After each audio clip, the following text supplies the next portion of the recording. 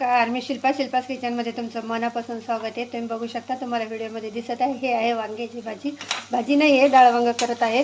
तर याला पहिले मी छान असं जिरे लसूण मोहरी कोथिंबीर आणि कांदा हे चांगलं परतून घेतलं होतं। त्याच्यानंतर वांग्याच्या काप थोड्याशा पतल्या पतल्या स्लाइस असे कापून त्याच्यात टाकल्या, लाल मिरची पावडर टाकली, धना पावडर टाकली आणि थोडासा आमचूर मसाला टाकलेला आहे। आमचूर मसाला ऑप्शनल आहे, तुमच्याकडे असलं तर टाका, नाही तर नाही टाकलं तरी चालतं। त्याला छान असं परतून घेतलेलं आहे।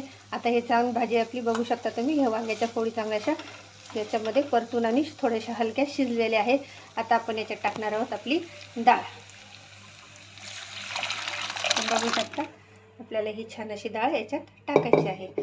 तर याला सुंदर असं छान असं फोडणी द्यायची आहे। तुमच्याकडे आमचूर नसलं तर तुम्ही चिंच पण टाकू शकता, खूप सुंदर असं हे डाळ वांग लागतं। तर तुम्ही असं नक्की ट्राय करून बघा, म्हणजे जसं मी सांगितलं तसं करून बघा। जर तुम्हाला आवडलं तर मग मला सांगा कमेंट करून की तुम्हाला हे सांगितलेलं कसं वाटलं। नक्की मला कमेंट करून सांगा, शेअर करा, सबस्क्राईबर करा, शिल्पास किचनला लाईक करा। याला उकळी आल्यावर थोडीशी कोथिंबीर टाकायची आहे।